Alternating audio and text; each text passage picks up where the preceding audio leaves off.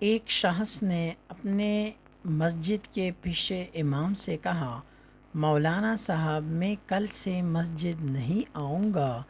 پیشے امام صاحب نے پوچھا، کیا میں اس کا سبب جان سکتا ہوں؟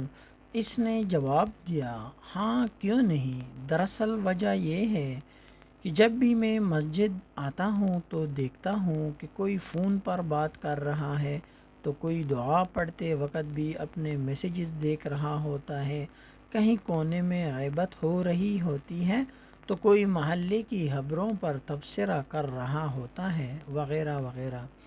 پیشے امام صاحب نے وجہ سننے کے بعد کہا، اگر ہو سکے تو مسجد نہ آنے کا اپنا آخری فیصلہ کرنے سے پہلے ایک عمل کر لیجئے۔ اس نے کہا، بالکل میں تیار ہوں۔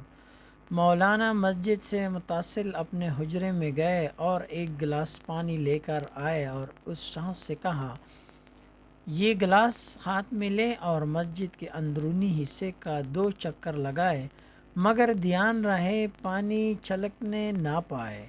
اس شخص نے کہا، قبلہ اس میں کون سی بڑی بات ہے، یہ تو میں انجام دے سکتا ہوں۔ اس نے گلاس لیا اور پوری احتیاط سے مسجد کے گرد چکر لگا ڈالے۔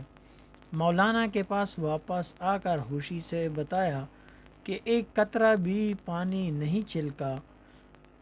پیشے امام صاحب نے کہا، یہ بتائے جس وقت آپ مسجد کا چکر لگا رہے تھے، اس دوران مسجد میں کتنے لوگ فون پر باتیں یا غیبت یا محلے کی خبروں پر تبصرہ کر رہے تھے؟ اس نے کہا، قبلہ میرا سارا دھیان اس پر تھا کہ پانی چھلکنے نہ پائے، میں نے لوگوں پر توجہ ہی نہیں دی۔ پیشے امام صاحب نے کہا، جب آپ مسجد آتے ہیں تو اپنا سارا دھیان خدا کی سمت میں رکھیں۔ جب آپ خالص خدا کے لیے مسجد میں آئیں گے تو آپ کو خبر ہی نہ ہوگی کون کیا کر رہا ہے۔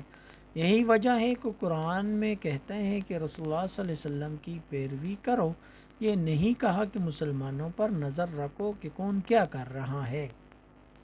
خدا سے تمہارا واسطہ تمہارے اپنے اعمال کی بنا پر مضبوط ہوتا ہے اور دوسروں کی اعمال کی بنیاد پر نہیں۔